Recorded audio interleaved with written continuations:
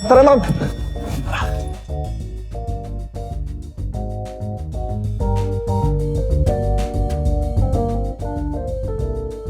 Just in time. Magaling kasi mag-drive si Mami. Well, wala ka sa nanay ko. Punctual. Kaya hindi kami nalilate. Mas wala ka sa nanay ko. Hindi niya na kailangan maging punctual kasi siya si Maricel Laksa. Mas wala ka sa nanay ko dahil sa sobrang iconic. Sikat na yung catchphrase na anak ni Janice, even before I was born. Anak ni Janice. So, tiyanak. Ba talaga bumingo yung anak ko? Anak ka talaga ni Janice. That's right. Okay, let's go.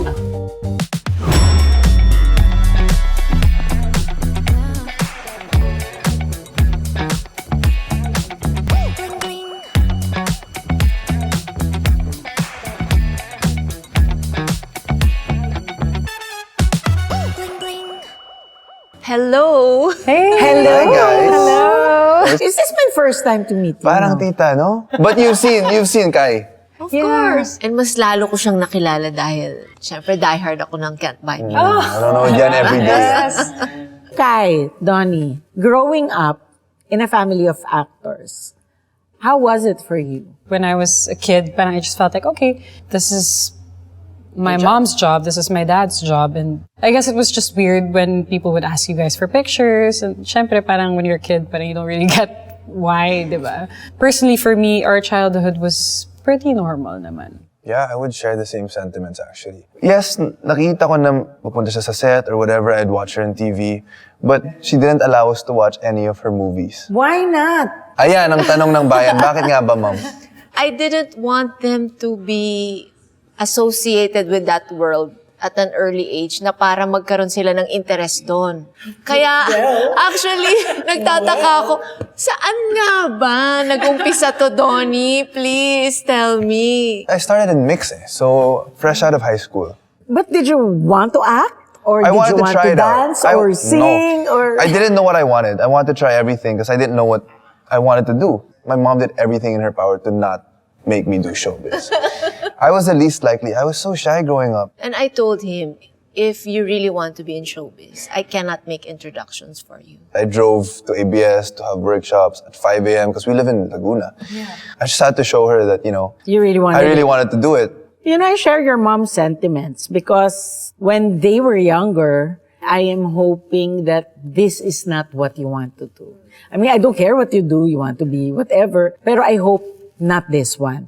Siyempre, as parents, we always want you to have an easy life. A normal, easy a normal, life. easy life. Because this life, it's not as easy as you think it is. It comes with a lot of emotional stress. It comes with physical stress. But eventually, ano ba naman ang magagawa ko? Look at where she is. And she did the same thing. Yeah, I wasn't sure I wanted to be an actress. I just didn't see myself doing it. Parang I wanted to live like a really private life. I just wanted to figure out what more I could do with my life, discover what else I'm capable of. Has it clicked already na you want this? Yeah, I think the moment I did the workshops, I was like, I think I really like this, but I think I really want to do this and try it for real. He did so well when he started and nagtuloy-tuloy na yun, wala nang pahinga yun. Lagi ko siya kanyang tinatanong, di ka pa ba pagod? Palagi ko siyang gustong umalis na ng showbiz para magkaroon siya ng normal life. Lagi niya sinasabi, hindi ako napapagod. When you were getting tired already, did you still feel the same way? There were times, to be honest, that I would really get drained. The first thing I'd do is I'd go home. I'd go to my family. And then he's a normal person kasi at home, he cannot Syempre, be cannot be that character. We just treat him like a normal person. We have him wash dishes or take care of the sister or bring Which out I the enjoy dogs. because it's something that I really miss. And I think that's the best thing about family is... Yeah, you leave the personality outside. Yeah. Yeah. Yeah, I think it gets to a point kasi where you're like, okay, I have to put both feet in. It can't just be like Yeah, one you foot can't in, do one it foot out. half-hearted. Because Yeah. you have to understand where you are. And then when you see how much you could grow in your craft, you see when people like are somehow changed by what they watch and something you're a part of. It reminds you that you're really part of something bigger than yourself. So, Kyla and Janice, you never worked together in a project. Not yet. Oh, so kung magtatrabaho kayo, ano yung That's a project good na question. gusto I want to ninyo? know actually. Given kasi kung if we'll play mom and daughter, gusto ko iba. Because you'll see if that dynamic will work. Barkada. Just kidding. Barkada, best friend. How about you? Actually, in Gigi, the movie, magnanay nga kami, pero opposite. Hindi kami close. Yeah, very different. But it was still a dream working with my mom for the first time. Like for me, that was an experience that it was so awkward and weird, but also super. Do you see her Fun, effort cool. in not making a comment? You know, Tita, interestingly enough, we did not talk a lot in the set. We did that on purpose. Kasi yung mga eksena talaga namin, hindi kami close at all. She's probably giving you your space. But out of curiosity lang, because you guys are actually really very close, when you guys were working together in Gigi, did it make the emotional scenes easier or more challenging? For me, easier. Since I am very close to my mom, I was able to see her as a completely different character. It was real, the feelings eh. And your connection is already there. Yeah. But for me, it was very difficult. Wow. Because that time was when we just borrowed Donnie because of his busy schedule. And at that time, I was so clingy na talaga. I super missed him. And I wanted to be the mom. I wanted to be close to him. But I had to really hold back and appreciate the fact that we're working together.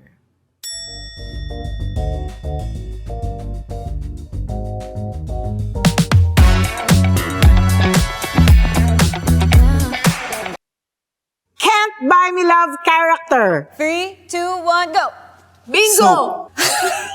Ano ba? Namiss ko si Snoop eh. Horror movie title. 3, 2, 1, go! Ano sabi mo? Shutter. Anak ka talaga ni Janice. Name a video game. 3, 2, 1, go! Mario. Valorant. Ay! Grabe, Valorant to. Hindi ko alam akalain na sabihin mo yung Valorant. Name a famous villain. 3, 2, 1, go! Ursula!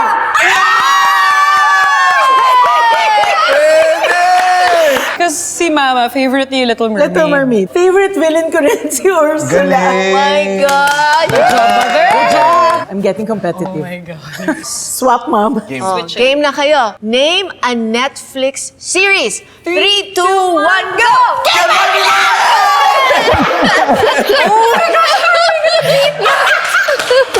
Oh, ano? Ba? Wildcard number 2, good luck. Name a movie on Netflix. 3, 2, 1, go! Girl Kingdom! That's not a movie, Mom. It's not a movie, it's a series. Oh. Gigi dapat eh.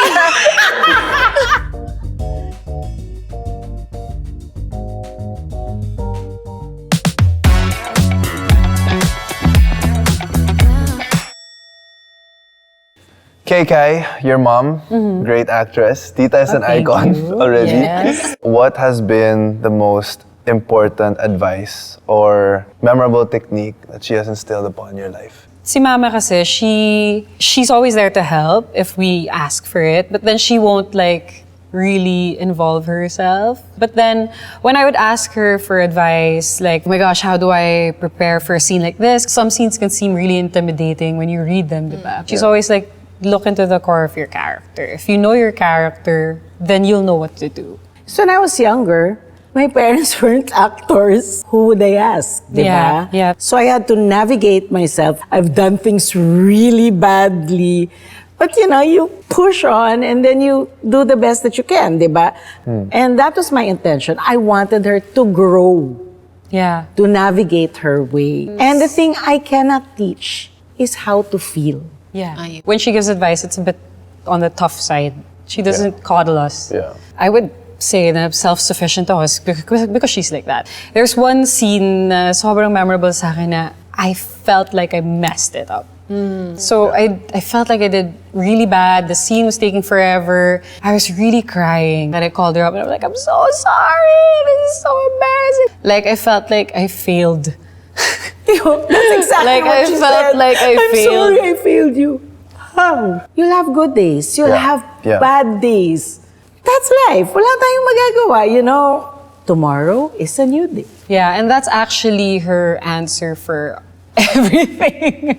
And then you think about it nga, parang, what's the point of dwelling on something that already happened, diba? You just have to move on. Well, with my mom naman, one thing I like about her, well, even my family in general, because they'll tell you things that you not necessarily want to hear but need to hear. Yeah. But there are also times naman she'll be like, do you want to hear what I think? Diba? Okay din yun. Yeah, Diba? yeah, Eh, syempre that's ako naman, nice. I like hearing it. So do you always accept what she's going to say? Yeah, I do naman. I think I do. I do. But I do you like feel like hearing. sometimes it's hard? It is hard. It is hard. I do think when I'm doing a scene, after a scene, sometimes I really think, when my mom watches this, what will she say? Right. And if it comes to a point where I'm like, okay, she might like it, then that's when I feel like, okay, maybe I did well. She would really want to be a part of what I would do. But ako naman, I would be like, Mom, it's okay. I'm just gonna, do this or whatever.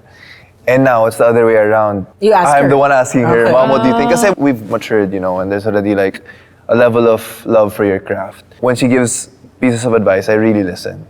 Because I think it's trust too, diba? Yeah. It has I to do with appreciate trust that as well. trust. Yeah. I always tell her, I can tell you a million things. Yeah. But once you're on set, you're on your own. Yeah. Kaya nga sabi ko, you've got to give your best. Because pag ikaw nasigawan ng director, or if somebody says anything, I'm not going to come and save you. Right. You gotta suck it up. Yeah. So you didn't teach her how to cry? Kasi I don't know how she cries for, parang there was one part in Can't Buy Me Love, parang 2 weeks straight sa umiiyak. Sabi ko, paano nangyayari yun? Can I Hindi just nakikita tell you, ko. when I was much younger, when I was starting, that was practically my job, to cry. I would cry every week. Which is a maybe lot of pressure. Every nga. day. Yeah. That's her thing. You Yeah, know what I yeah, mean? Before, when people would ask me, "Parang, do you feel pressure? Because, your parents are... I'm like, no, not really. And then I went into because I wasn't acting then yet. I'm like, why would I feel pressured? And then now that I'm here and I'm like, yeah, I do feel kind of pressured. I feel like I don't want to mess up. People would ask, like, do you want to work with your mom? I'm like, of course, that would be great, right? But I feel like it's my fear of messing up in front of her that makes me scared. One funny thing, though, that happened with me and Donnie in our movie where we were together, Yes. I was really very aware of the fact that I could be someone who would give him pressure, and I didn't want that. Yeah. I just wanted us to respect our space. Right. I prepared, he really prepared, and then we were in an emotional scene, and I was in awe of what he was doing. I completely forgot that I was in the scene with him. Nakalimutan ko yung lines ko. Kailangan kami mag-take 2. Yeah. Because it came to that point na, anak ko na to. Oh my God. I wanted to be my best, but he was Yeah. doing so much more than I ever expected. We're Yeah. in awe of you. You guys. You've also seen some of my scenes, I think. Most of your scenes. Most of my scenes. Do you see your younger selves in us? Or what is it about what we're doing now or how we are now that you can relate to from when you guys were our age? I was your age now. Yeah. I already had a family. The job that I was doing, the project that I would accept, konti na lang. Your frame of mind is so different from me when I was younger. Because when I was younger, I was less social. So when I see you, to begin with, social ka na eh. You're quite confident. Kahit overthinker ka, you're pretty confident. Really? So, yeah. Wait, when was the last time you guys were together for a show, a camera thing, anything related? A work environment, a work setting, us together, it's a bit weird. So that could have been our first scene. Yung kanina, yung medyo comedy na Yun na nga, I thought natetense that ako would have been your kanina first talaga. scene. Sabi ko, That's you hard. realize we're working together. Oh, Grabe, that's so ang nice. galing, And I was telling her, ang I was galing. like, yeah, Mom, I'm kind of tense right now, so... This is actually Yeah. fun. And seeing her in this setting and her being able to communicate with everybody and start to feel comfortable is very comforting for me. I also entered showbiz almost the same time that he did. Oh, wow. I was entering college also. Yung isang concern ko lang, sana makatapos siya. Kasi yun din yung inimpose ng mom ko sa akin. Buti na lang nakatapos siya. Kailangan matapos. Yun lang yung kaibahan namin. Kasi when I was also that age, I got married young, at 23, and I retired. I decided I wanted a family. I don't think that's anywhere near that time now that he will retire. Mukhang he's having a good time. And Yeah. I'm happy. I'm amazed at how many people he's inspiring, he's helping, and I'm part of it. So, Yeah. Oh yeah. I love it. Parang ako yung nakakuha ng laksa side kasi lahat sila pangilinan. So are you a mama's boy?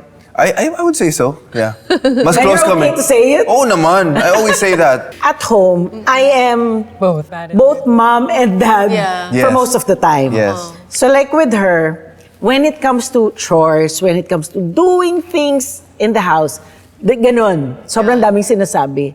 But when it comes to her job or what she's doing now or whether she's doing well or not, matipid ako. Yeah. Eh, sometimes you have to stop mothering.